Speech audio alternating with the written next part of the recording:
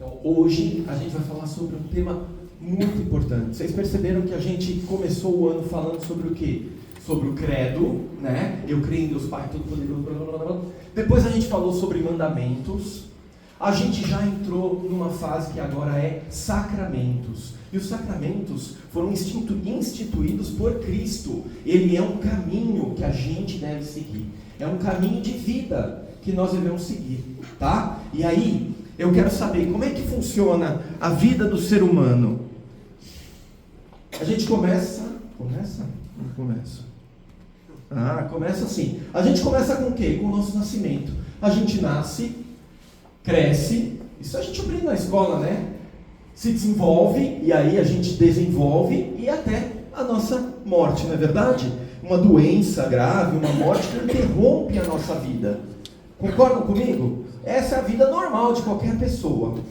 E para a gente seguir esse caminho de vida, Deus, Jesus, através, ele institui os sacramentos. São 7 sacramentos que vão nortear a nossa vida.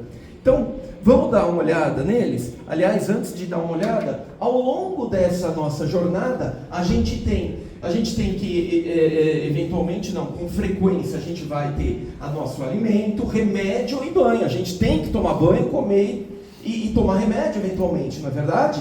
Pois é. Então, para tudo isso acontecer, Jesus institui 7 sacramentos. Vocês sabem quais são os 7 sacramentos? Vamos lá? Qual que é o primeiro sacramento? Batismo. Batismo, ele vai representar o quê? O nosso nascimento. É o nosso nascimento. Por isso que as pias batismais das igrejas, elas são chamadas de úteros da Igreja Católica. Porque é lá que nasce o cristão. É lá que nasce o cristão para Deus. É lá onde a gente enxerta o ramo. Lembram dessa história? De enxerto do ramo na videira? O que lembra isso? Lembra o nosso retiro, gente. O nosso retiro. Olha lá. E aí, depois o crescimento, o que significa? É o crisma. É o que vocês estão fazendo hoje aqui. Certo? Vocês estão tendo a catequese para receber o sacramento da crisma, que é o que? O crescimento, onde vocês ganham essa robustez. Vocês vão ser, a partir do crisma, vocês já aprenderam, teve na aula passada, que vocês vão ser maduros na fé, vão ser os adultos na fé. Certo? E depois, o que nós temos? Você tem um caminho, você tem 2 caminhos de serviço. Serviço para a igreja. Quais são eles? Matrimônio e ordem. Tá? Ou seja, se você quiser ser padre, você homem quiser ser padre, você vai seguir o caminho da ordem. As mulheres não podem ter a ordem, não pode ser padra, né? Não existe padra, mas existe a vida religiosa, né? Que você pode seguir, né? Com uma freira, por exemplo. Agora, quem não escolher esse caminho, pode escolher outro caminho, que é o matrimônio. E aí você vai casar, vai ter filhos, né? Vai ser mãe e pai. Aliás, palma para os pais de vocês, porque hoje é dia dos pais, né? Também, né? Mais forte, né? Meu Deus do céu, foi bem espontâneo da nossa parte. Foi bem espontâneo, eu adoro espontaneidade. Eu adoro, tá? Então, o que acontece? Nós todos somos convidados a sermos pais e mães. Ah, mas eu não quero casar. Eu não quero casar. Não importa. Você é convidada, mesmo não casando, a ser mãe e a ser pai. Como assim, Ivan? Fora do casamento mesmo? Não. Eu estou falando que vocês são convidados porque a vida de um adulto, ele requer doação. E mesmo que você não tenha filho ou não possa ter filho por qualquer motivo, você é convidado a adotar almas, adotar pessoas para que você ajude essas pessoas. Você ser pai e mãe espiritual dessas pessoas. E o padre, mesmo um padre, ele é pai. Por isso padre vem de pai. Por quê? Porque ele vai cuidar da alma de tantos fiéis, de tantas ovelhas como nós aqui. Então todos nós, chegando à maturidade, que a gente já está chegando, nós somos convidados a quê? A sermos? Então, pais. pai e mãe. Tudo bem? Beleza? Mas isso daqui, aguardem, cenas dos próximos capítulos. Tudo bem? Beleza.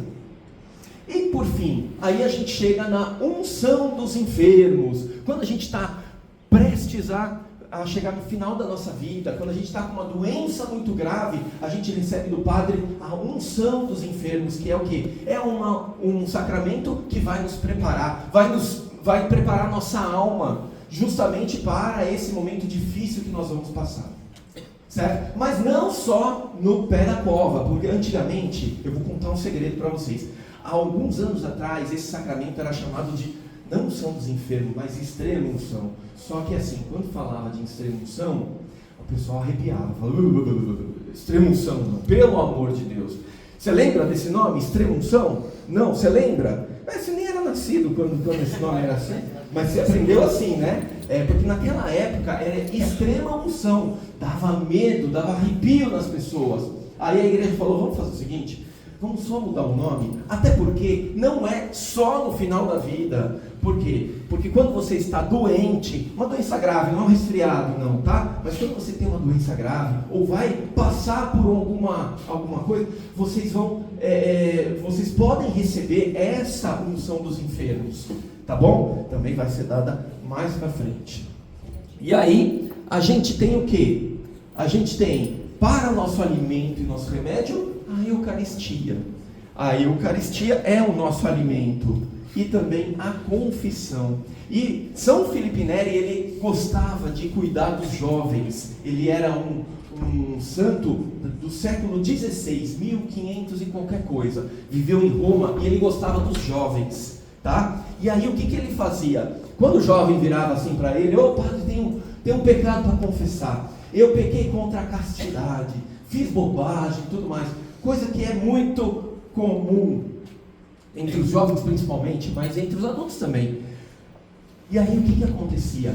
O padre Santo Filipe Neri, ele fazia o quê? Ele fazia um grande binômio aqui. Confissão, comunhão, comunhão, confissão.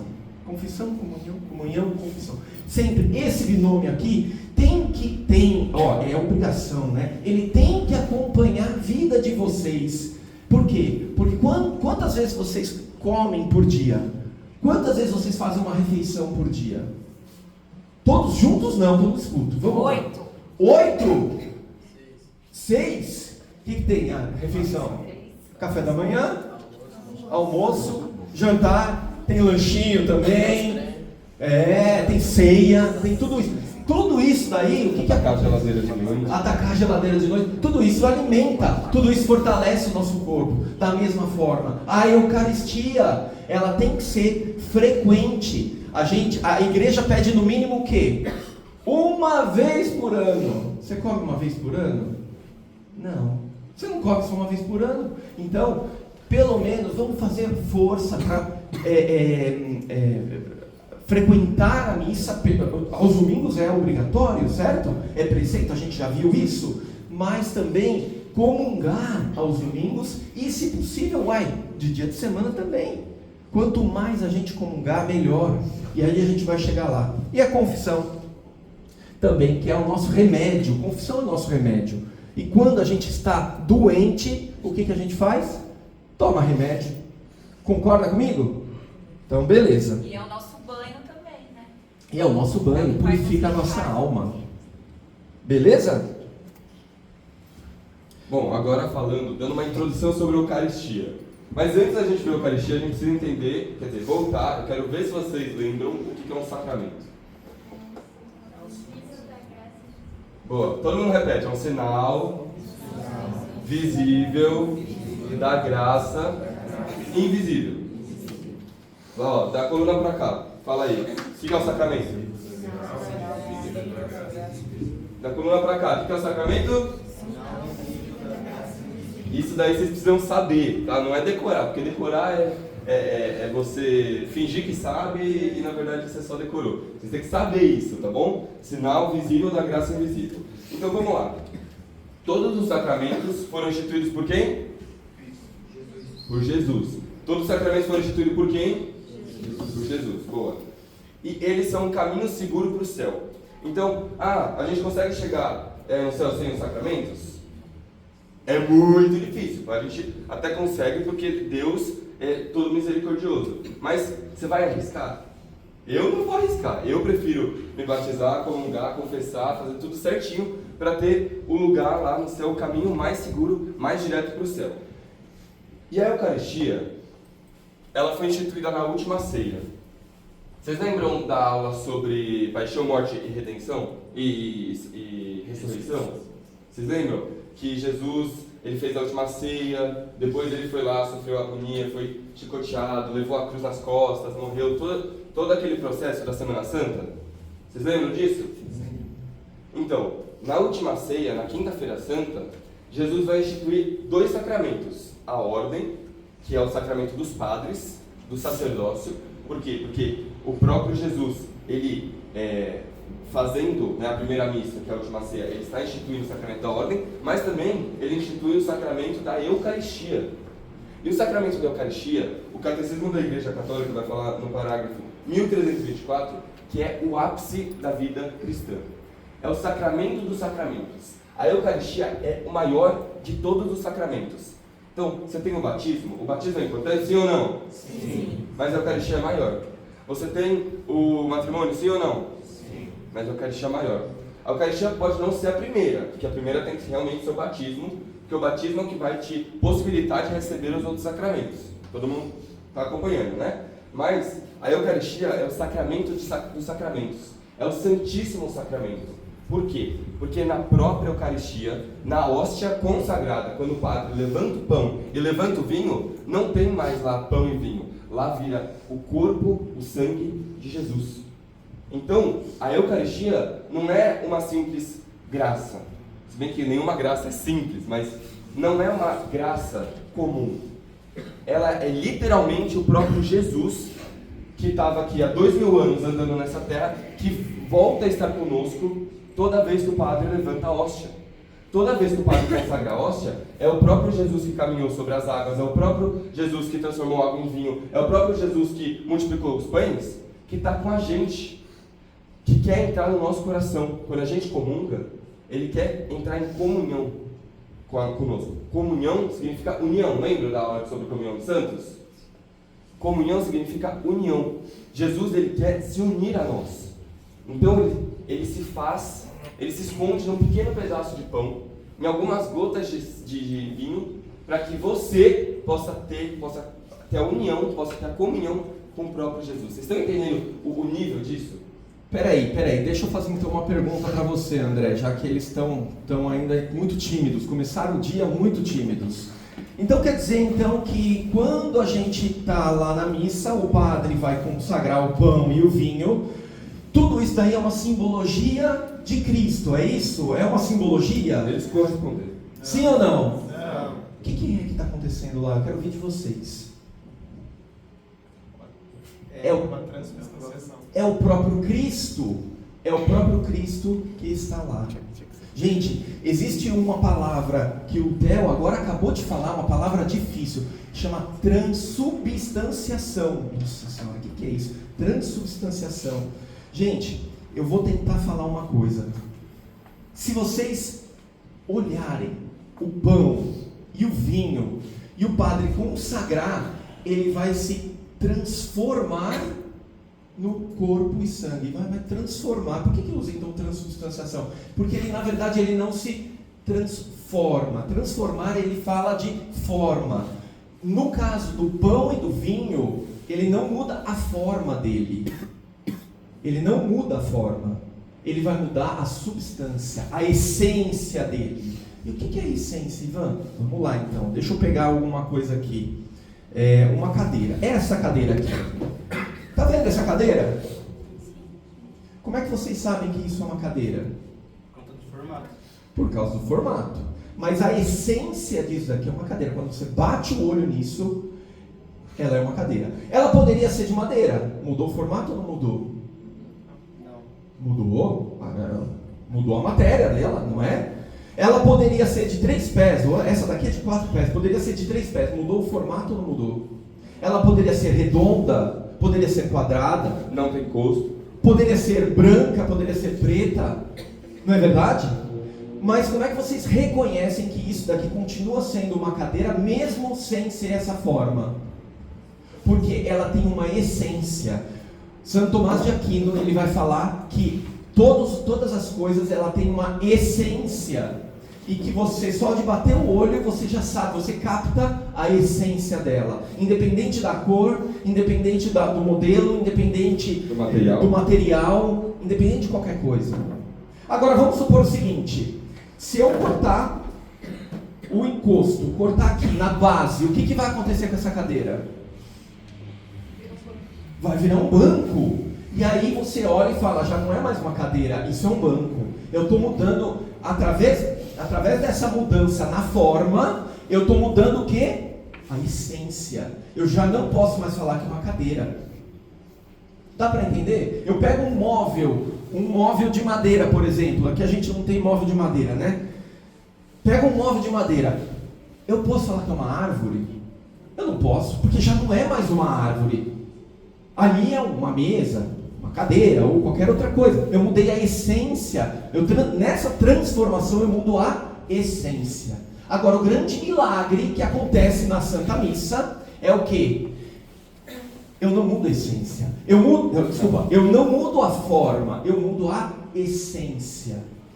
Então, quando o padre ele está rezando em cima, ele está consagrando o pão e o vinho, o que na verdade ele está fazendo? Ele está mudando a essência. Vai ter gosto de pão? Vai ter. Quando você olhar, você vai ver pão na tua frente? Sim. Quando você colocar na sua boca, você vai sentir o gosto do pão? Também você vai sentir. O cálice de vinho, o que vai acontecer? Se você cheirar, cheiro de vinho, quando você beber, você vai sentir gosto de vinho. E se você beber demais, você se embriaga. Porque tem álcool. Os acidentes, quando a gente fala de acidente, é justamente os aspectos exteriores sensíveis.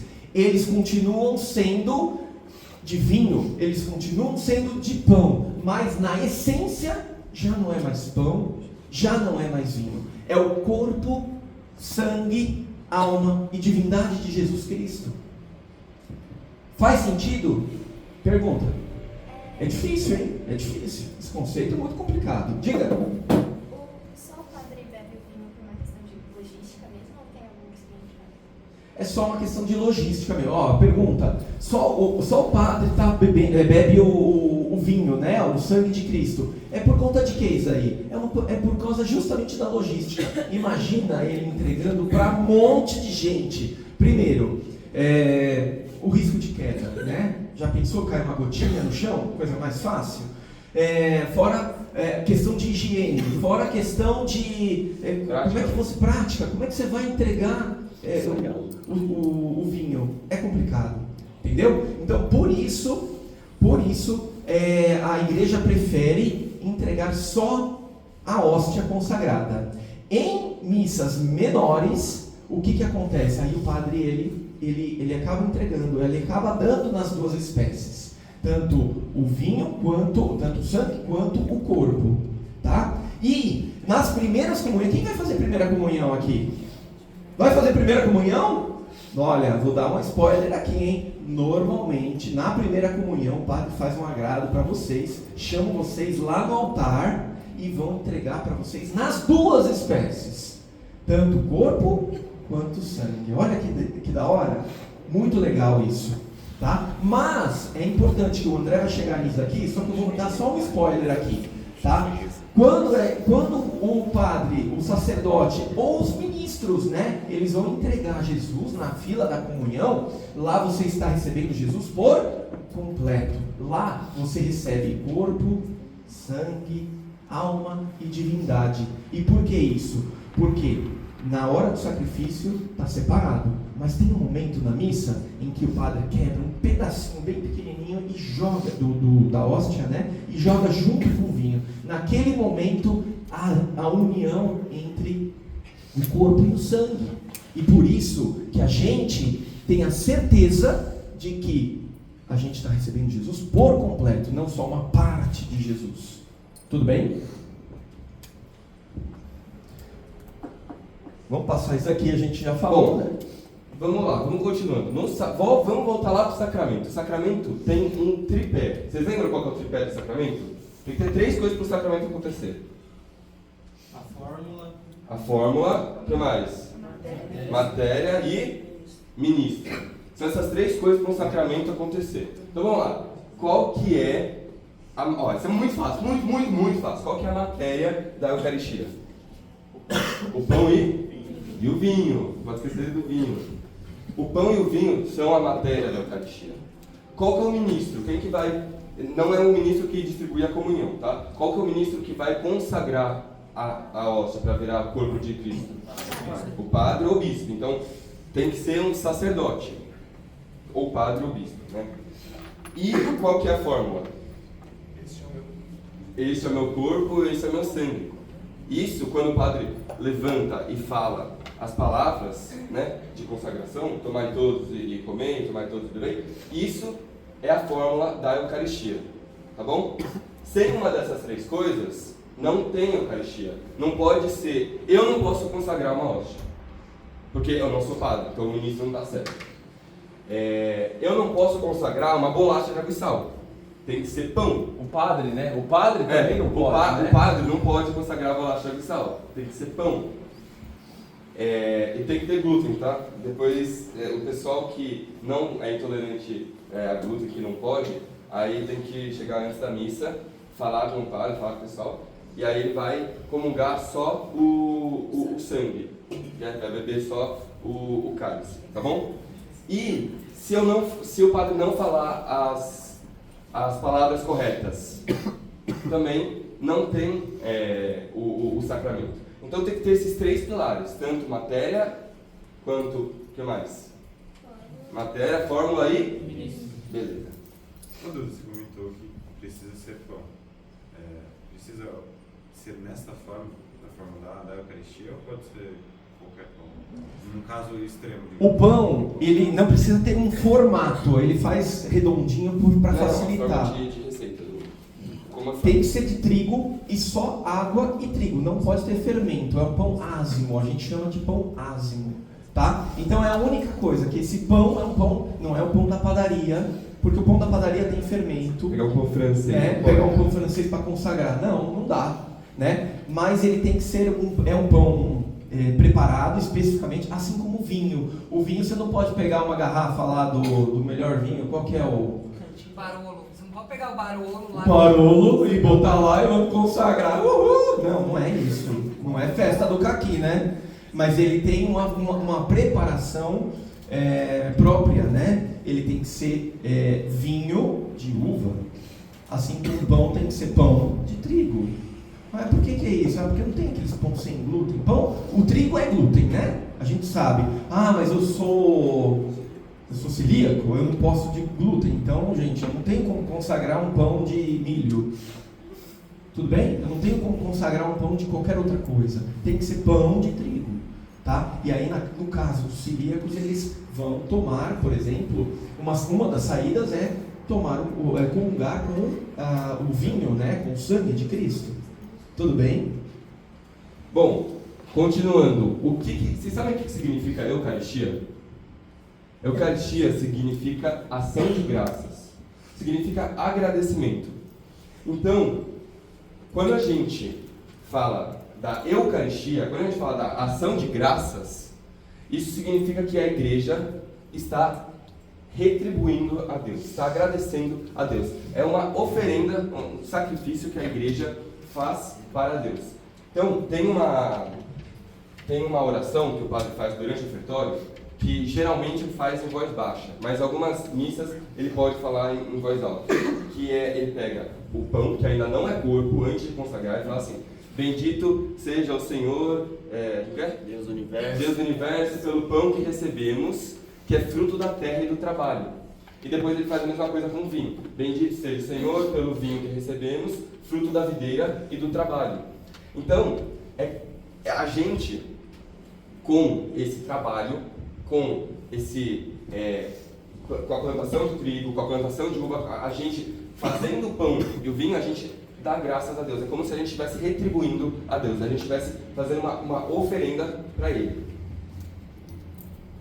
André, isso é bem bonito, porque assim, Jesus poderia ter instituído no grão de trigo colhido da natureza e na própria uva colhida da natureza. Mas não, ele escolhe instituir no pão e no vinho. Porque no pão e no vinho já houve um processo, um trabalho humano. Então, o nosso trabalho, o nosso esforço, o nosso suor de cada dia, o que eu tenho que estudar, o vestibular que eu tenho que passar, as notas que eu tenho que tirar, o nosso estudo é um trabalho. E o nosso trabalho mesmo está na Eucaristia. A gente entrega esse esforço do nosso dia a dia. Então o seu estudo pode ser santificado. O seu trabalho pode ser santificado através da missa, através da Eucaristia. Porque Jesus podia pegar lá o grão de trigo direto da natureza, colher a uva direto, mas não. Ele institui a partir de produtos que vêm da natureza, mais de um processo humano. Que para fazer o pão, o homem tem que trabalhar. Para fazer o vinho, o homem tem que trabalhar. Então olha que lindo, até nisso, até o nosso trabalho, o nosso esforço está na Eucaristia, está ofertado no altar. E é essa oferta, que é a entrega do corpo e sangue do Senhor na cruz, atualizado a cada missa como uma oferta para o Pai. Só que a gente também está lá. É lindo, né? O meu dia a dia tá lá, junto com Jesus. E o seu também pode estar. Basta a gente entregar. Outros nomes que a gente tem também, que a gente vai ouvir, Eucaristia, vamos lá. Ceia do Senhor. Ah, a ceia é um banquete pascal, né? A ceia, o que é uma ceia? Jantar. É um jantar, não é verdade? É um jantar, inclusive é um jantar tardio, né? Inclusive isso vai relembrar o quê? A última ceia, não é verdade? Relembra a última ceia em que o André acabou de falar também sobre Jesus instituindo a Eucaristia junto aos apóstolos. Essa última ceia, ela vai ter essa denotação, lógico. Vocês sabem que a última ceia, o sofrimento, a agonia, o sofrimento e a paixão de Cristo até a morte na cruz, ela acontece num único dia litúrgico. Ele começa na quinta-feira à noite e vai até sexta-feira à tarde. Isso daqui significa um único dia litúrgico. Então toda paixão, ela acontece no mesmo dia. E por outro lado, essa ceia do Senhor, ela vai também remeter não só ao passado, que aconteceu há 2000 anos atrás, mas a uma ceia escatológica. Escatológica, que palavra bizarra é essa? Escatológica, ela vem falar sobre o final dos tempos, quando Jesus voltar. E essa ceia de quando Jesus voltar significa a ceia do banquete do Cordeiro, ou seja, quando nós estivermos todos reunidos em festa. Tudo bem? Fração do pão. Fração do pão foi a primeira vez, primeiro nome que foi dado para a Eucaristia, e inclusive aparece nos Atos dos Apóstolos, né? Ou nos Evangelhos, quando Jesus ele estava caminhando, aliás, os discípulos de Emaús, eles estavam caminhando, né? Logo depois da ressurreição de Jesus, eles estavam indo para Emaús, e aí alguém aparece, era Jesus, né? Disfarçado, alguém aparece ao lado deles, e aí, o que vocês estão falando aí? O que? Você é o único que veio de lá de Jerusalém e não sabe o que aconteceu? Que Jesus apareceu, Ele fez milagres, multiplicou pães, fez cura de um monte de gente, dos cegos, paralíticos. Aí perseguido, Ele foi morto e no terceiro dia ressuscitou. E você apareceu para tanta gente e você não sabe o que aconteceu? Aí Jesus, ainda disfarçado, Ele começa a explicar todo o Antigo Testamento e colocando, olha, devia acontecer porque o Antigo Testamento previa isso, assim, assado. Aí chegou um determinado momento em que realmente já estava escuro e o Jesus falou, não, eu vou embora agora. Eu acho que ele deu uma de Miguel lá, eu vou embora agora, tal. Aí os discípulos, não, Senhor, fica junto conosco, já é tarde, já vai ficando perigoso. Aí eles foram ceiar, e na ceia eles vão falar do quê? Da fração do pão. Quando Jesus vai fracionar o pão, ele consagra, e ele fraciona o pão, e ele vai entregar, aí caem as escamas dos olhos deles, e eles reconhecem Jesus, é na fração do pão. Tudo bem? Sinaxis, essa daqui é uma palavra que é difícil aparecer, mas sinaxis, ela significa assembleia, assim como eclésia, né? Eclésia, que significa igreja. Igreja significa assembleia, que é nós aqui reunidos em torno da Eucaristia. Nós reunidos em torno. Toda a igreja, ela está em função da Eucaristia. A Eucaristia não existiria sem a igreja, porque não teria um padre para consagrar. Mas a igreja não existiria sem a Eucaristia, porque ela é o centro da nossa vida. Por isso que eu disse logo no começo, essa é a aula mais importante. Essa é uma das aulas mais importantes para vocês saberem, porque ela está tateando a nossa vida, ela acompanha a nossa vida do começo ao fim. Tudo bem? Memorial da paixão e ressurreição do Senhor. O que significa isso? Isso na última ceia Jesus fala: tomai e comei, isto é o meu corpo, fazei isto em memória de mim. Não é verdade? Muitos dos nossos irmãos protestantes, o Bruno talvez ele concorde comigo, vão falar assim: memória é só para lembrar, vamos lembrar, né, do que aconteceu, e é isso só uma memória, vamos só lembrar. Mas o importante é que na cultura judaica, e a gente vive uma cultura judaica quando Jesus estava aqui, na cultura judaica, essa memória ela não tem só um impacto de lembrança, ela tem um impacto de atualização. Eles vão trazer do passado alguma coisa e vão viver aquilo mesmo, aquilo que aconteceu no passado, eles vão viver no presente. Isso é a ideia de memorial. Tudo bem? Por fim nada, tem ainda mais, né? O santo sacrifício. Essa é a parte essencial para vocês saberem da Santa Missa. O que é a Santa Missa? A renovação do Calvário. É a renovação do Calvário, é a atualização do único sacrifício. Quer falar? Fala do sacrifício. Só antes de falar do sacrifício, eu vou voltar aqui rapidinho no memorial. Que nem meu pai falou, memorial não é só você relembrar, não é uma coisa distante, tá? Não é memória, só que nem a gente usa a palavra memória como lembrança.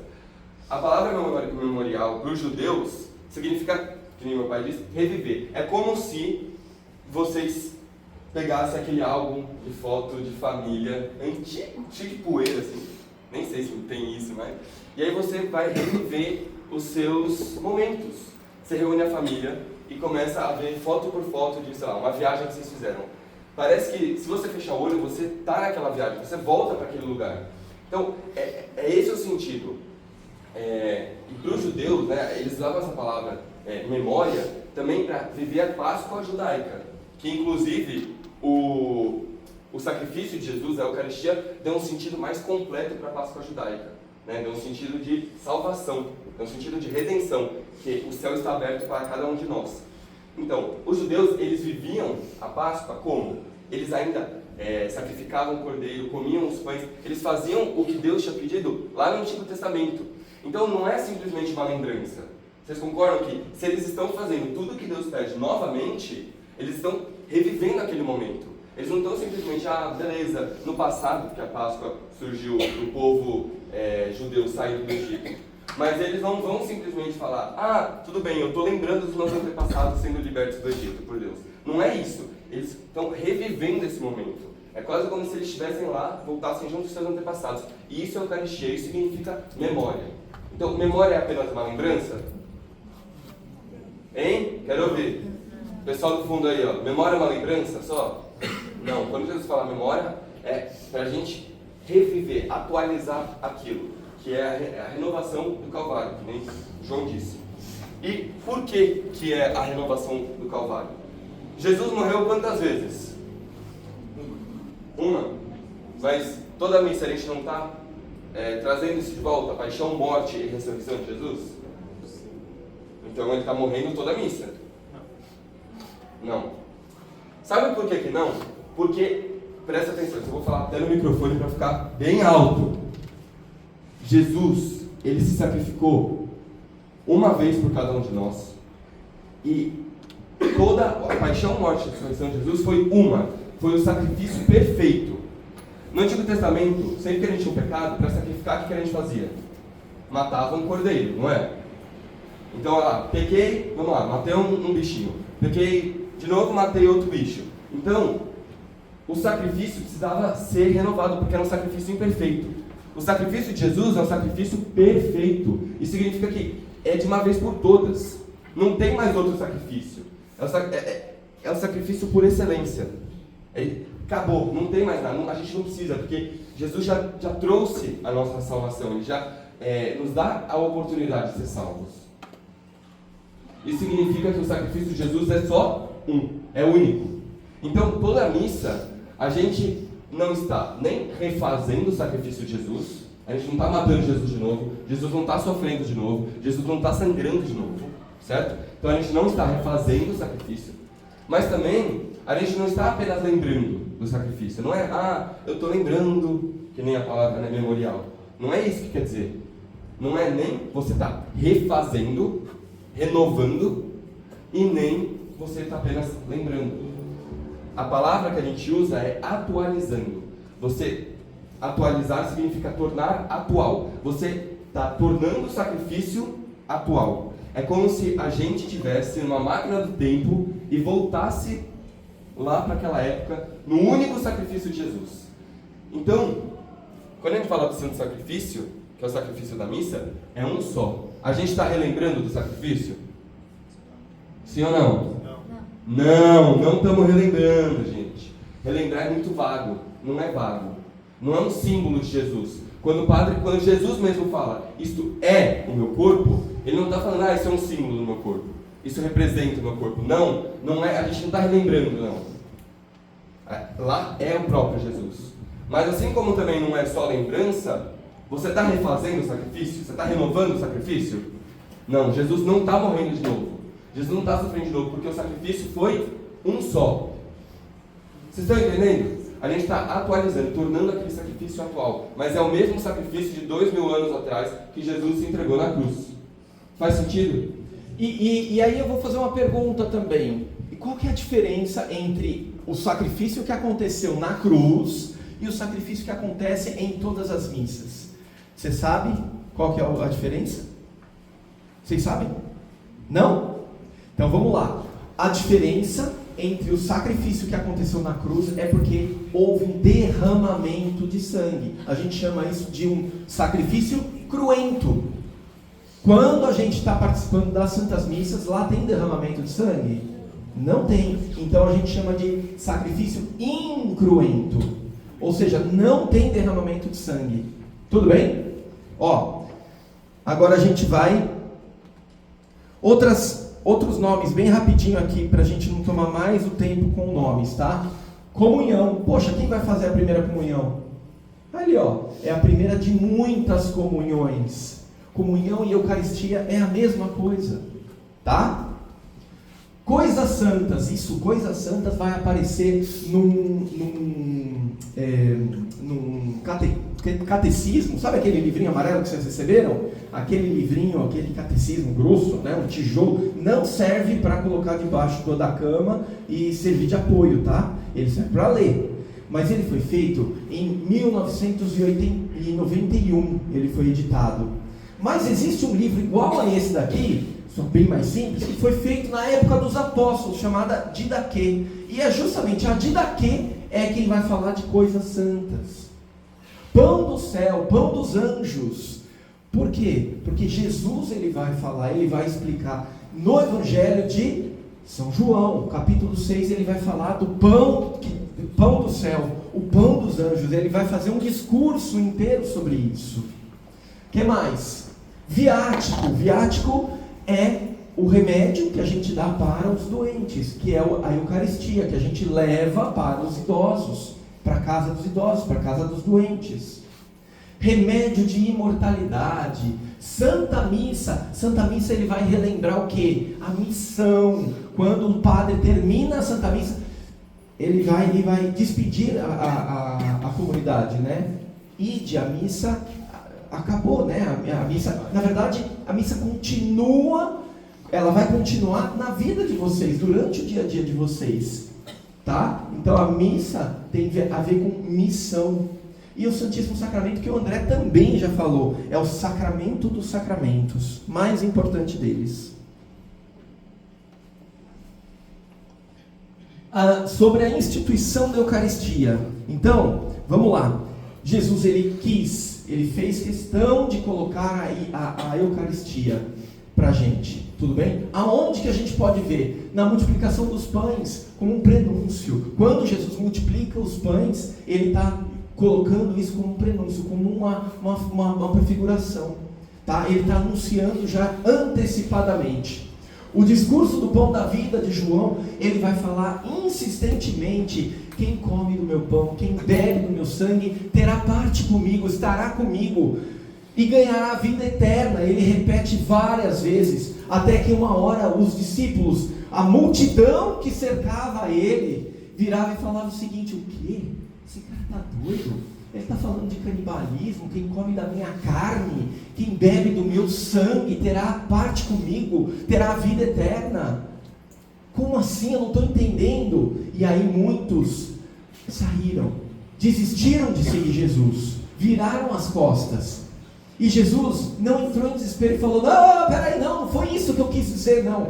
Desculpa, eu queria falar de uma forma simbólica. Eu queria falar que, na verdade, não é a carne de verdade. Não é isso.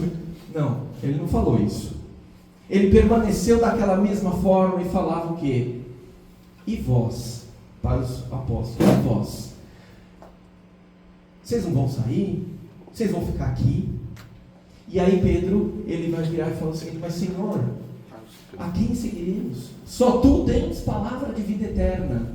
Só você tem a palavra que vai salvar. É isso que Pedro, em nome de todos os apóstolos, falou. Além disso, a gente tem a primeira vez que é falado sobre a Eucaristia, sobre a fórmula do que acontece na missa, está aqui em 1 Coríntios 11. É o primeiro relato, no ano 52. Olha que maravilha, é mais antigo, né? Além disso, tem os evangelhos de Mateus, Marcos e Lucas, que também vão falar sobre isso, para vocês verem a importância que Jesus dá para a Eucaristia. Ele institui como uma ferramenta, né? O sacramento é o mais importante de todos. E aí o Concílio de Trento, que aconteceu no século XVI, ele vai falar: para deixar-lhes uma garantia desse amor, para que nunca se afaste dos seus, e para fazer participantes desta Páscoa, Jesus instituiu a Eucaristia como memória de sua morte e ressurreição, e ordenou aos apóstolos que celebrassem até a sua volta, constituindo os sacerdotes do Novo Testamento. Gente, ele falou para a gente fazer isso até a volta dele. Significa o quê? Antes de Jesus tinha sacramento? Não existia sacramento antes de Jesus. E depois, quando Jesus voltar, vai existir sacramento? Também não. No céu existe sacramento? Também não. Sacramento é uma realidade nossa de hoje. Todos os 7 sacramentos são uma realidade nossa hoje. E a gente tem a chance e a sorte de podermos comungar, podermos participar dessa vida sacramental, que a gente não pode desprezar de jeito nenhum. Porque se Jesus aparecer, bater a porta aqui e falar: opa, cheguei, acabou o sacramento, não existe mais sacramento. Vocês entenderam? No céu nós não vamos ter sacramentos. Fazer isto em memória de mim. O André já falou basicamente tudo isso, mas eu só vou lembrar aqui. Em hebraico é zikaron, que é trazer do passado para o presente, mas em grego é anamnesis. A palavra memória é traduzida de anamnese. De anamnese, que é o que? Tirar do esquecimento, tem a ver com isso. E em latim é commemoratio, ou seja, é mais do que uma recordação, como o André estava falando, ele vai trazer o passado para o presente, tornar a coisa presente.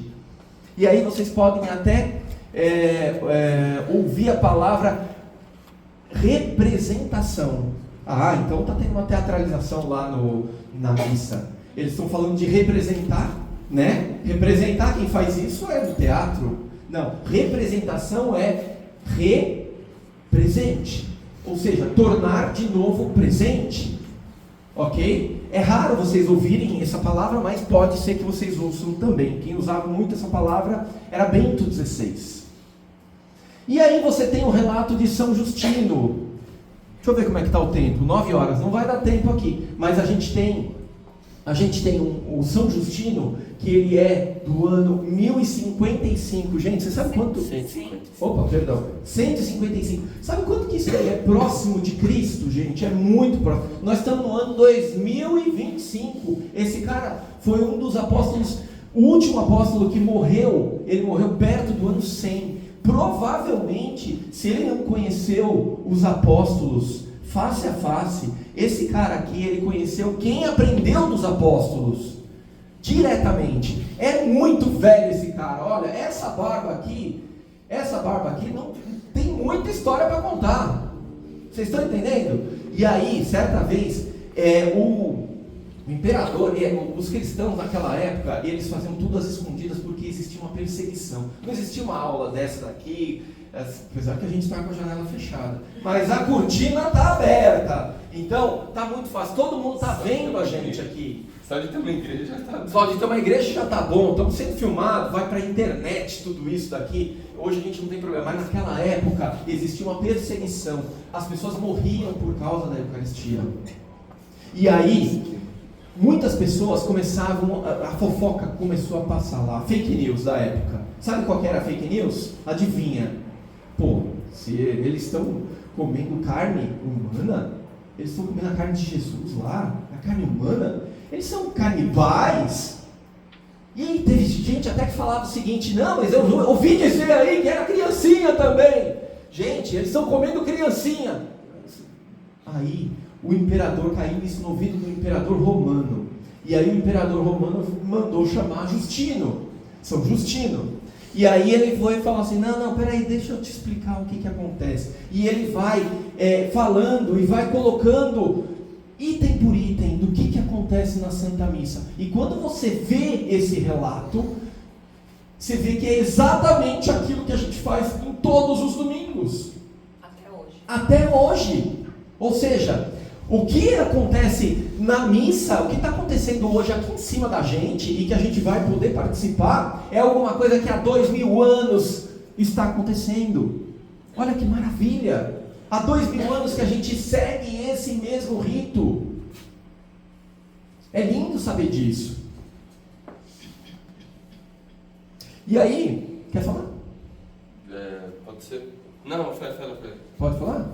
Então a gente tem uma ação trinitária aqui, ou seja, a ação trinitária é Pai, Filho e Espírito Santo agindo. Ou seja, o Pai aqui, o conceito, ele está centrado na ação de graças. Ou seja, significa que a gente, para adorar a Deus, a gente tem que fazer o quê? A gente tem que se rebaixar e assumir que Deus, ele tem uma posição de Deus na nossa vida, acima da nossa. A Bíblia vai falar que nós viemos do pó e para o pó voltaremos. E isso que tem que estar bem marcado na nossa história, né? Nós somos pó. E aquela pessoa que é arrogante, que é nariz empinado, ela tem que saber que ela é pó. E eu estou vendo aqui muita gente que está no pó também. Não é verdade? Eu estou vendo muita gente que está só o pó. Isso é para provar que a gente vem do pó e muitos ficam no pó, né?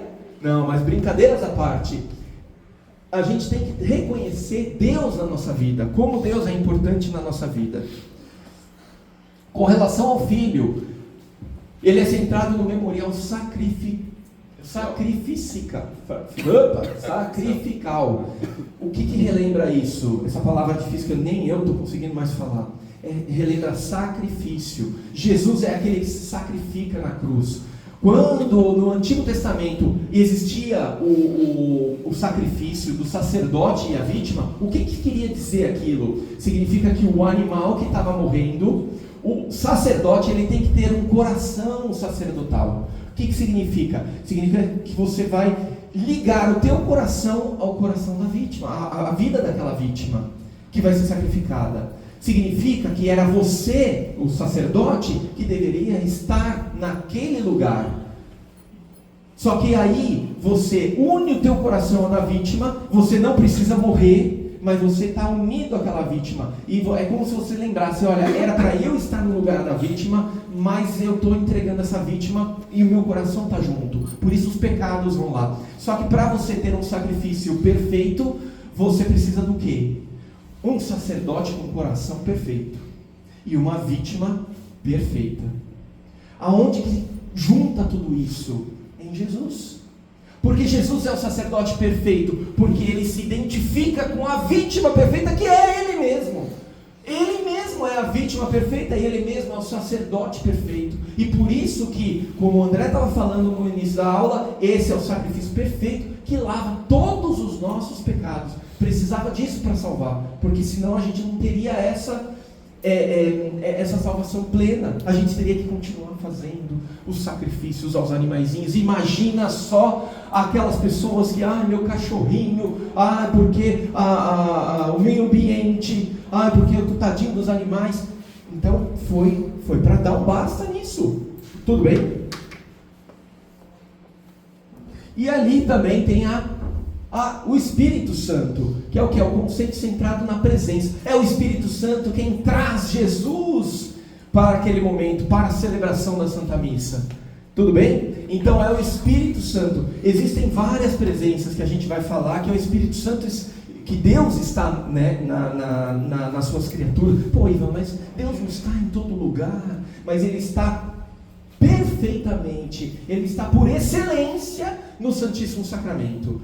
Mas Ele está no meu coração. É verdade, Ele está no coração. E aí a gente vai trazer aqui os tipos de presença em que Deus pode estar. Presença de imensidade, ou seja, nas criaturas. Então, Jesus é onipotente, Deus é onipotente, então Ele está nas criaturas, claro que está. Mas Ele não está da mesma forma como, por exemplo, nos seres humanos.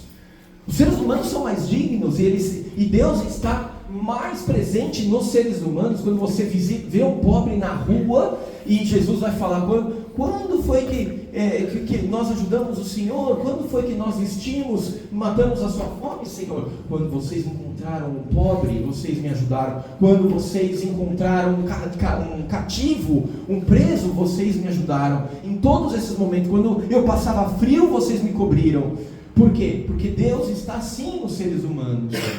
Mas mais ainda do que nos seres humanos, a presença nos batizados, que somos nós. Todo mundo já foi batizado aqui, sim ou não? Sim. Graças a Deus! Graças a Deus! E agora a gente tem a presença dele, que é chamada de inabitação da Trindade. Ele mora no nosso coração, ele está junto conosco. Deus está, ele mora conosco. Nós somos templos do Espírito Santo, nós somos agora chamados filhos de Deus. E além disso, a gente tem a presença também do sacerdote. O que isso significa? Significa que quando o padre está na Santa Missa, ele é persona Christi. Ou seja, ele é a pessoa de Cristo e a gente tem que olhar para ele com outros olhos. Ele vai ser uma pessoa normal, ele vai respirar, ele vai pensar como a cabeça dele e tudo mais, mas é Cristo usando dele como ferramenta para que, um instrumento para que ele possa agir no meio de nós. Diga. É a mesma ideia de que a forma não muda, mas a essência muda? Não é a mesma coisa. O sacerdote, quando ele é persona Christi, Deus está agindo por meio dele, mas ele pode, a hora que ele quiser, a essência dele, a alma dele, vira e fala o seguinte: eu quero virar as costas e vou embora da missa. Ele continua sendo ele. Ele continua sendo ele, a personalidade dele continua sendo ele. Você vê que um padre aqui, ele tem uma personalidade, o padre Anderson tem uma personalidade, o padre Chiquinho tem outra personalidade, o padre José tem outra personalidade, são pessoas diferentes, mas é o mesmo Cristo quem age através das mãos deles. Eles inclusive podem ter pensamentos diferentes, inclusive eles podem, não é o nosso caso, graças a Deus, mas podemos ter padres que são hereges. Tanto é que as grandes heresias, elas surgem do clero. Surgem do clero, surgem do meio da igreja. Então, não muda a essência. Não é a mesma coisa, não é a mesma presença, que aí sim, a presença na Eucaristia, que é a presença por excelência. É a presença por excelência, porque lá está o pão, o corpo, o sangue, a alma e a divindade de Cristo. E é por isso, enquanto existirem as espécies de pão e as espécies de vinho, né, as características de pão e as características de vinho, ainda assim você tem presença eucarística. E é por isso que quando termina a missa, não consumiu todas as hóstias, o que a gente faz? Guarda onde?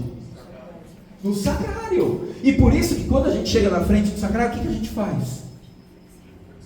Genuflexão. Por que isso? Porque lá está a presença de Cristo. Lá está presente. Ah, mas eu vi um monte de gente fazendo genuflexão para aquele quadradão lá, né? Vocês sabem quem que é o sacrário? Todo mundo sabe, né? Ah, eu vi um monte de gente fazendo, se ajoelhando lá, né?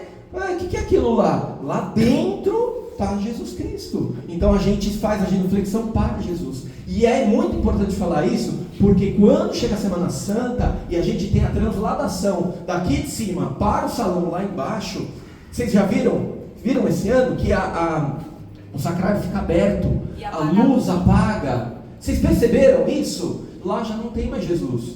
Então eu vejo muita gente, vamos supor aqui que seja o sacrário, tem muita gente que ainda vai lá e se ajoelha com o sacrário aberto sem Jesus. E a gente vê que, poxa, é a maior das boas intenções, mas é o hábito. A pessoa não está nem pensando no que está fazendo. A gente tem que saber, a gente tem que pensar. Se ela não conseguiu pensar no dia em que o sacrário está aberto, imagine nos outros 364 dias. Então ela está fazendo uma coisa no automático. E Jesus não quer as coisas no automático. Ele quer que você faça por amor, com consciência daquilo que você está fazendo. Tudo bem? O que mais? Se a gente vai numa igreja diferente que a gente não conhece, como saber se tem sacrário, se Jesus está lá? Eu chego numa igreja diferente, como é que eu sei? Ótima pergunta. É uma ótima pergunta. Eu sabia que ia sair de vocês aqui. Eu sabia que ia sair de vocês. Porque quando você chega numa igreja que você não conhece, a primeira coisa que a gente tem que ver, aonde está a luzinha? Sempre vai ter uma luzinha vermelha. Procurem essa luzinha vermelha. Onde tiver a luzinha vermelha está o sacrário, e lá é o aviso de que Jesus está dentro do sacrário. A partir daquele momento você sim faz uma boa genuflexão na frente de Jesus. Faça uma oração para Jesus, né? Se você chegou na igreja e não vê a luzinha, cadê a luzinha? Ih, meu Deus, cadê? Vai procurar. Não, pode ser também, né? Mas vai procura, porque às vezes está numa capela ao lado, às vezes está mais escondidinha, mais reservada. Dá uma procurada, tá bom? Isso é importante. Um exemplo desses tipos de presença, que eu vou falar rapidinho, é mensagem. Imagina que você está lá com seu amigo, com sua amiga, e aí essa pessoa te manda uma mensagem de texto. Ela vai estar lá presente naquela mensagem?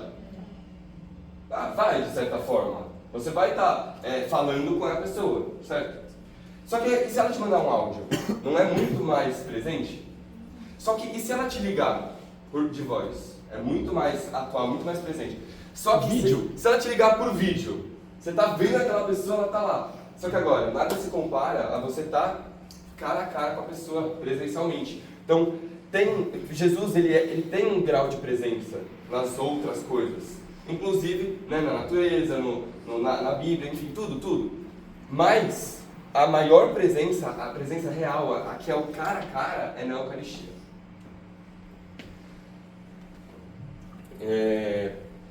Já falou um pouquinho, mas eu quero dar uma aprofundada sobre a palavra comunhão. Comunhão é união. Vocês já estiveram nessa aula, beleza, não precisa nem ficar falando muito. Quando a gente fala comunhão, eu vou comungar, significa que a gente vai se unir a Cristo, mas não só a Cristo, também a igreja, as pessoas. Então, quando a gente comunga, quando eu comungo o corpo de Cristo e o Enzo também comunga o corpo de Cristo, nós temos uma comunhão entre nós. Então, vocês lembram das 3 igrejas? A militante, a padecente e a triunfante? Vocês lembram?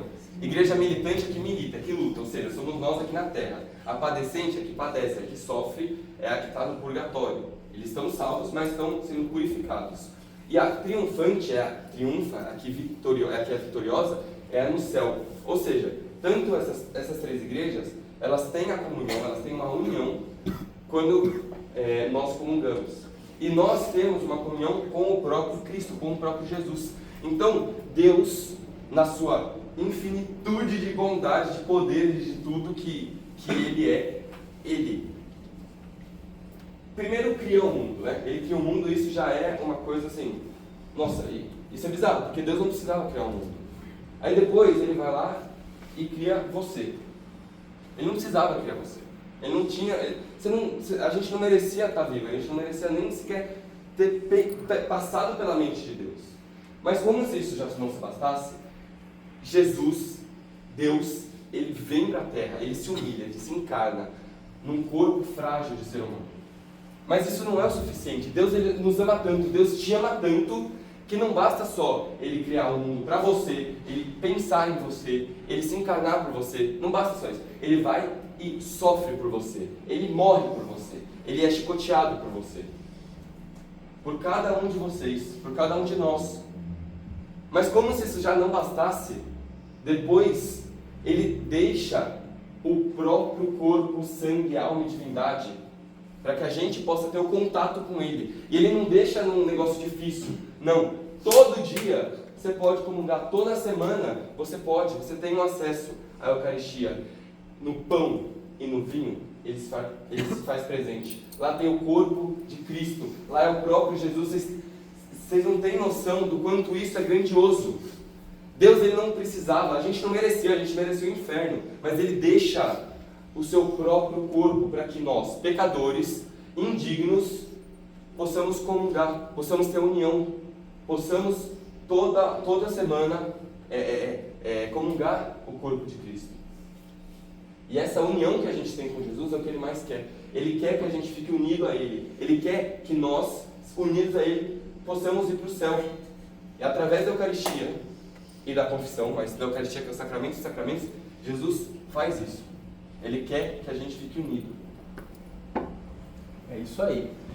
E aí, para finalizar essa ação trinitária, né, do Espírito Santo, quem opera essa presença, nas palavras do sacerdote, isto é o meu corpo, isto é o meu sangue, né? Ele transforma, aqui eu estou fazendo bem caricato mesmo, né? Porque ele transubstancia a substância, né? Essa que deveria ser a palavra, mas eu coloquei aqui transforma para ficar bem caricato mesmo. Ele transforma a substância do pão e do vinho em corpo, sangue, alma e divindade. É o próprio Espírito Santo, tá? E aí, como a gente já falou com o Theo, né? A isso a gente chama de transubstanciação. É a presença de Cristo enquanto matéria de pão e vinho. Ou seja, mesmo depois do término da missa, permanece o corpo de Cristo.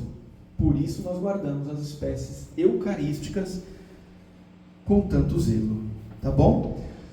Sobre devoção ao Santíssimo Sacramento, o que a gente tem? Vocês lembram que a gente, no retiro, a gente fez um momento de adoração ao Santíssimo? Então, as devoções, essa daqui é uma devoção maravilhosa. A igreja, ela incentiva essa devoção ao Santíssimo Sacramento. Ela quer, por quê? Porque é um jeito da gente se aproximar de Deus. Nós podemos receber as indulgências plenárias, nós podemos receber cada vez que a gente fica 30 minutos na frente de Jesus sacramentado, né, fazendo adoração. Imagina que isso daí pode ser feito todos os dias. Imagina então que a gente pode ter indulgência plenária todo dia, imagina quantas almas que nós temos a capacidade de salvar do purgatório. A nossa própria alma, quantas vezes a gente pode se beneficiar com isso, certo? Lógico, depende de uma confissão também, né? A gente tem que estar em dia com a nossa confissão para receber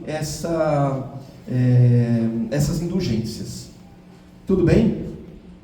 E o banquete pascal? Lembra que a gente falou sobre Adão e Eva, que eles pecaram? Nesse pecado houve a separação entre Deus e a criatura.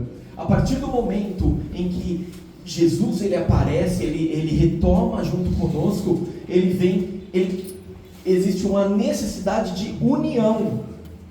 E Jesus vai fazer esse sacrifício justamente para que a gente possa se unir novamente a Ele. É a comunhão, certo? O reconhecimento do meu nada e a entrega total a Deus através de uma vítima. É a necessidade de união perfeita com a vítima. E a Eucaristia é, portanto, uma realidade salvífica. Tudo isso já falamos, e eu vou passar rapidinho porque já foi falado tudo isso. Tudo bem?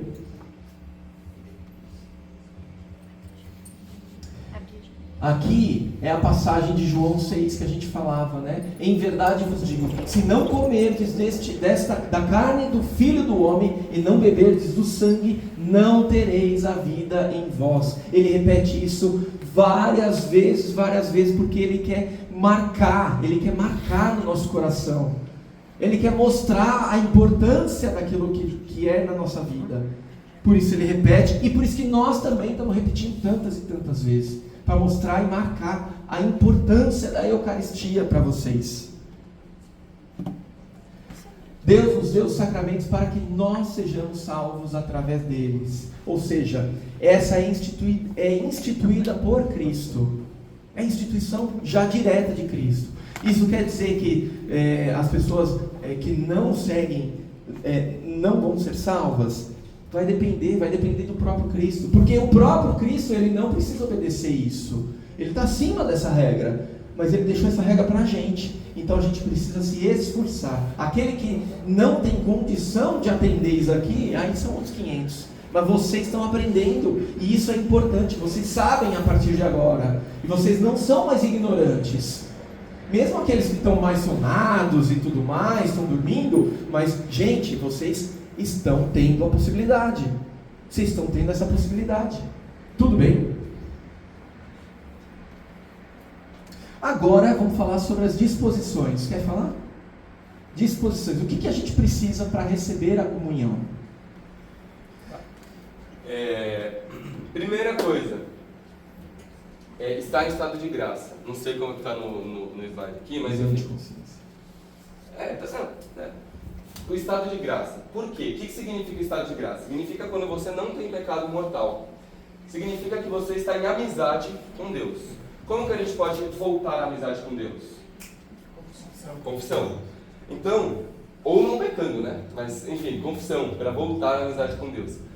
A gente só pode receber a Eucaristia estando confessados, em estado de graça. Ah, por que, André? Porque é o próprio Jesus que está lá. Imagina, a gente não é digno nem de receber Jesus, o maior dos santos, porque nós somos pecadores humanos falhos. Imaginem em estado de pecado. A gente, com o pecado, nossa alma fica suja. Nossa alma, ela parece uma lama, uma marca do pecado. Quando a gente está no pecado, a gente vai se afastando da igreja. À medida que a gente peca, a gente se afasta da igreja. Qual que é a diferença de um herege para um cara que pecou mortalmente? É só o papel que está falando que ele é herege. Por quê? Porque o herege pode comungar? Não. O herege, ele tem que se retratar, ele tem que confessar depois? Tem. O herege, ele está em pecado? Tá. Então, qual que é a diferença de um herege para um cara que está pecando mortalmente? A pessoa que pecou mortalmente também não pode comungar, tem que se confessar e está em pecado. Do herege para essa pessoa só falta o Vaticano falar que o cara é herege. Ou seja, você não pode receber Jesus se você está contrário a ele. Todo aquele que está em pecado mortal está se afastando da igreja de certa forma. De certa forma não, está se afastando da igreja, não está mais na igreja. Então a gente precisa estar em estado de graça. E por isso a gente tem que fazer o exame de consciência. O que é o exame de consciência? É você examinar sua consciência, avá, né? Para ver se você tem pecados. Para ver se a sua alma está limpa, está pura para receber Jesus. Então tem os 10 mandamentos, você vai vendo os 10 mandamentos, o que você fez de certo e o que você fez de errado. Se você desrespeitou os 10 mandamentos com liberdade e consciência de que aquilo é um pecado, você não pode comungar. Não é, você não deveria comungar. Não, você não pode, porque se você comungar em estado de pecado, São Paulo vai falar o seguinte: aquele que come o corpo e o sangue de Jesus em estado de pecado está comungando a sua própria condenação. Condenação não é só um castiguinho que Deus vai te dar e depois, beleza, volta pra cá. Condenação é inferno, é para sempre, é eterno.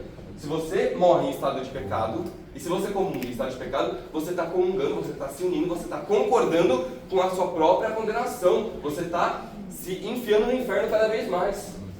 Então já não basta você ter o pecado mortal, que já está te levando para o inferno, você comungou em um pecado mortal. Você vai duplamente para o inferno, se é que existe isso.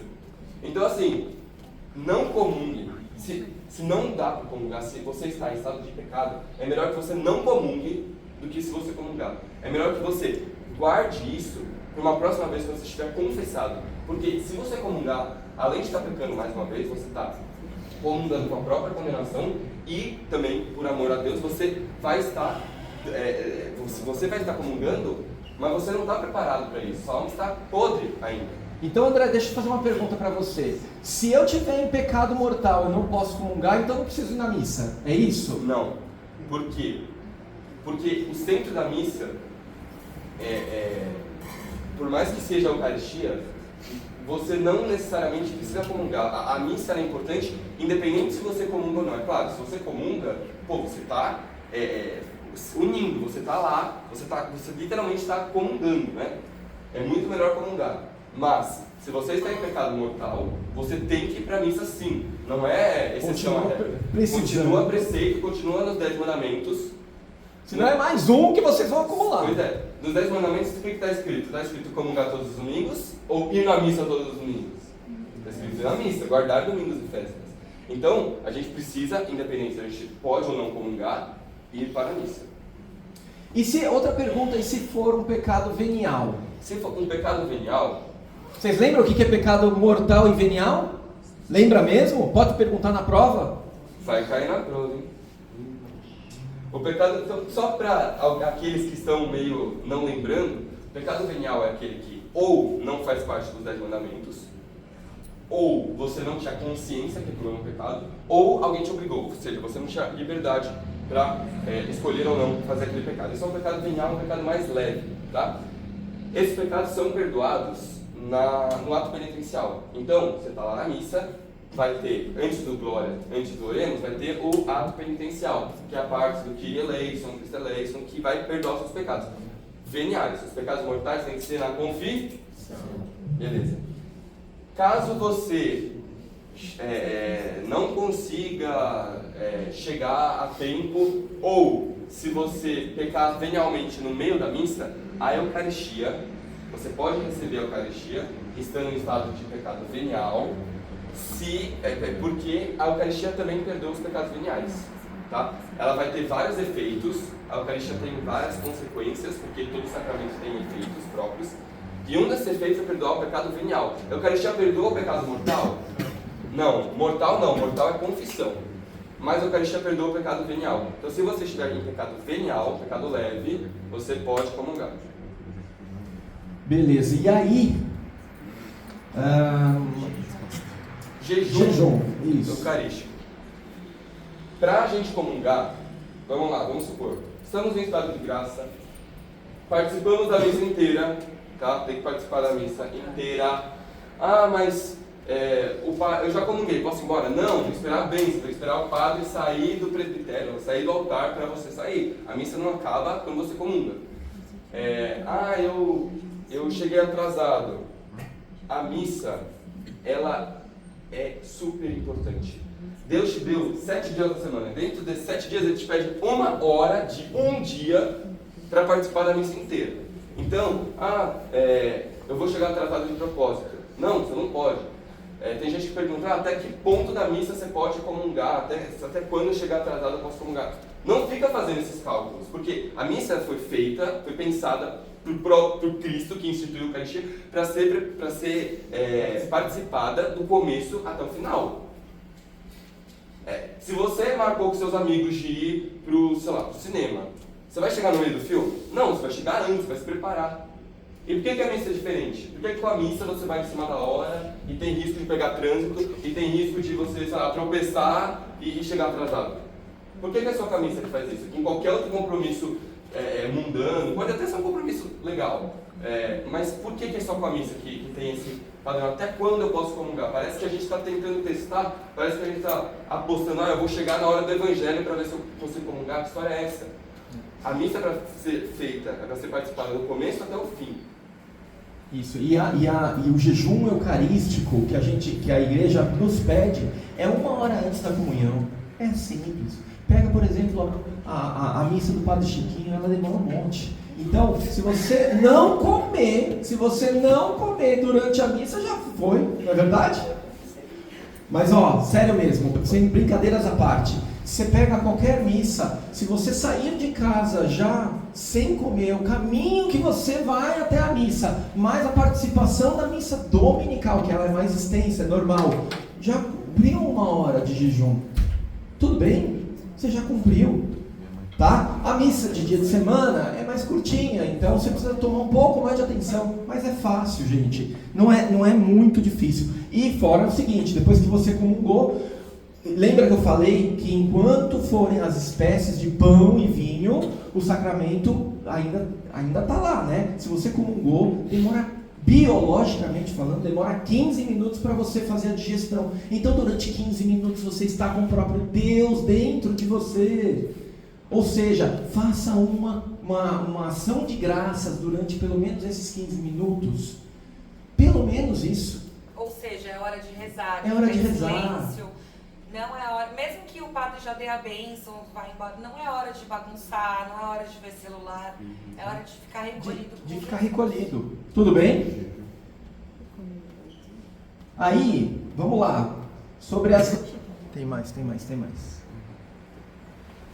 Então, ainda assim, sobre as disposições. A atitude corporal traduz o respeito e a solenidade. Gente, postura. Quando você está na missa, você tem que ter uma postura de quem está na missa. É um momento solene. A missa é um momento solene. E você tem que estar digno dessa solenidade.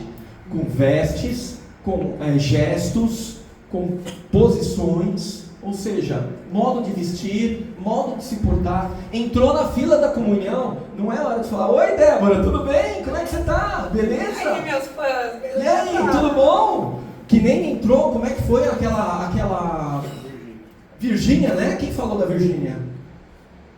Entrou a Virgínia na missa lá, ela parou para tirar foto dela. Ela tava lá rezando, tadinha da menina lá, nem sei quem é a menina. Tadinha, ela estava rezando lá e o povo todo lá em volta dela, parecendo que ela era Jesus, né?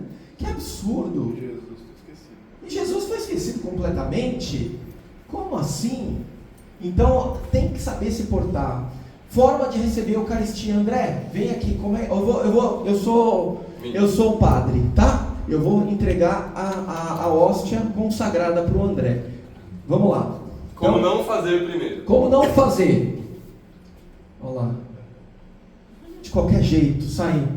Vamos lá. Existem 2 formas só de receber Jesus Cristo. 2. Uma é na boca. Esse é o ordinário, esse é o normal, esse que deveríamos todos fazer. Tá? Mas a igreja, ela entende e permite que nós escolhamos por uma outra forma também. Por uma outra forma que é na mão. Só que é de qualquer jeito? Pode ser pinçado assim como o André fez? Claro que não. Primeiro, mão direita embaixo da mão esquerda. E aí você vai fazer um trono, como se você fizesse um trono para Jesus, porque você está recebendo simplesmente o Rei dos Reis, o Deus na tua mão, na palma da tua mão. E aí, corpo de Cristo, o que você vai responder? Amém. E o padre vai colocar Jesus Cristo na palma da sua mão. Você vai com a mão direita, você pode pegar Jesus e colocar na boca e comungou. Na frente do ministro. Por favor, Na frente. não saiam com a hóstia na mão, porque pode não ser o caso de vocês, ou enfim, de alguém que se conhece, mas tem gente que rouba a Eucaristia para profanar, para fazer absurdos com a hóstia, para missa negra, essas coisas aí de outra religião. Então, comunga na frente do ministro. Sempre na frente. Você ter certeza Tá? que comungou. E aí, não saiam andando. Outra coisa, olhem a palma da mão, porque às vezes fica um pouco do fragmento. Eu vou chamar de pozinho para vocês entenderem, mas a palavra certa é fragmento. E nesse fragmento, lembra que eu falei que Jesus Cristo está completo no pedaço de pão ou na gota de vinho? Da mesma forma, nessa partícula que sobrou na tua mão. E muita gente faz o quê? Olha que absurdo! Jesus vai ser pisado no chão. Olha isso! Então, tomem cuidado, olhem, e não tem problema se vocês põem o dedo aqui, ó, e lambe. Até Ou Jesus. lambe tudo mesmo. Tá? Então, não tem problema, mas dê uma olhada. Outra coisa, você pode também receber de joelhos ou de pé. Então, chegou na fila da comunhão, se quer receber de pé, faz uma vênia. Ou faz uma genuflexão, tudo bem, você está mostrando respeito, levanta e comunga. Ou então você vai receber ajoelhado, tá bom? Essa questão de receber na mão, tem gente que não... É porque assim, as pessoas não recebem orientação, a gente não está julgando quem faz errado. Mas às vezes a pessoa fica assim, ó, faz que vai, mas não vai, sabe? Então o ministro ou o padre, às vezes não sabe se ela quer receber na mão ou na boca. Então se você quer receber na mão, você pode, é seu direito. Mas já vá assim, já mostra com gestos de forma clara que você quer receber na mão. Quer receber na Porque boca? tem gente que faz assim, ó. Aí na dúvida o ministro vai pôr na tua boca, entendeu? Porque se você tá vacilando, tem risco do nosso Senhor cair. Então a gente tem que sinalizar. Agora é bem importante falar o seguinte: a forma ordinária, ou seja, a normal, é na boca. A extraordinária, ou seja, é aquilo que a igreja permite, é na mão. E você pode escolher, tá bom? Escolha, não tem problema. Tem mais coisa, peraí, volta. Já falou tudo? Já. Devemos comungar a menos uma vez, já falamos. É bom comungar, participar da missa, desde que em estado de graça, que já foi falado. Jesus está plenamente em qualquer uma das espécies. E já falou tudo, então. Vamos pro próximo.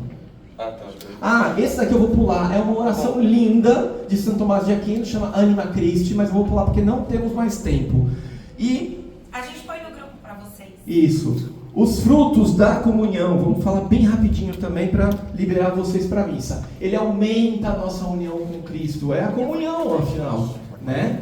Ele nos separa dos pecados, nos aparta do pecado, a gente fica mais longe, não só dos pecados que a gente está de cara, mas ele também preserva dos pecados futuros.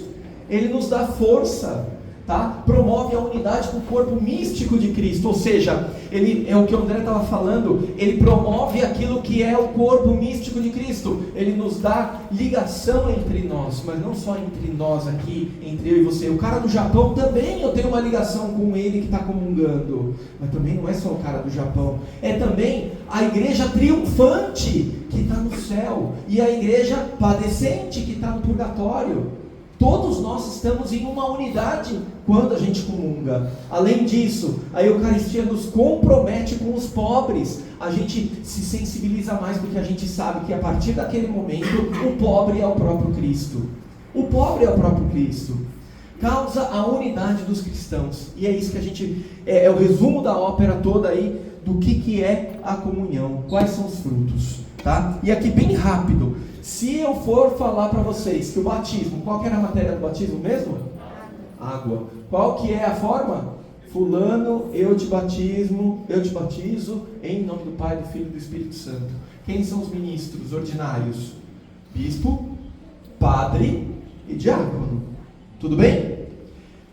E a graça, qual que é? Apaga o pecado original e nos torna filhos de Deus, é o nascimento espiritual. O crisma, vocês lembram do crisma? Então, qual que é? É o óleo. Boa, vocês estão vendo aqui, tá certinho. O óleo. Qual que é a forma? Eu te marco com o sinal da cruz e te confirmo com o crisma da salvação em nome do Pai, do Filho e do Espírito Santo. Lembra que o André estava falando? Matéria e forma e o ministro. Quem que é o ministro da crisma? Bispo, muito bem. O que ele faz? Ele nos confirma na fé, nos torna soldados de Cristo, olha só, valentes, guerreiros, e é o crescimento espiritual. E agora, vamos falar da Eucaristia que a gente estava falando agora. Qual que é a matéria da Eucaristia? Ah, vocês estão atentos. Pão e vinho com um pouquinho de água só, tá? Porque isso aí traz a humanidade junto. Mas é isso mesmo, pão e vinho. E qual que é a forma? Hã? Isto é o meu corpo, tomar e beber, isto é o meu sangue. São as palavras da consagração, ora pois. Né? E quem são os ministros que podem fazer isso? Quem? Sacerdotes, o padre e o bispo. Ok? E qual que é a graça? Qual que é a graça que a gente ganha com isso? Comunhão, muito bem, ou seja, é a presença do próprio Cristo na nossa alma, com seu corpo, alma, é um alimento espiritual, tá bom? Bom, é isso, né? Então, vocês entenderam? Se cair na prova, o que é Santa Missa? O que vocês vão responder? Faz um resumo com 2 palavras, o que é a Santa Missa? Perfeito, atualização do sacrifício de Jesus. Atualização do sacrifício de Jesus. 5 pouco mais eu quero falar, Um pouco mais. Tá bom? Beleza?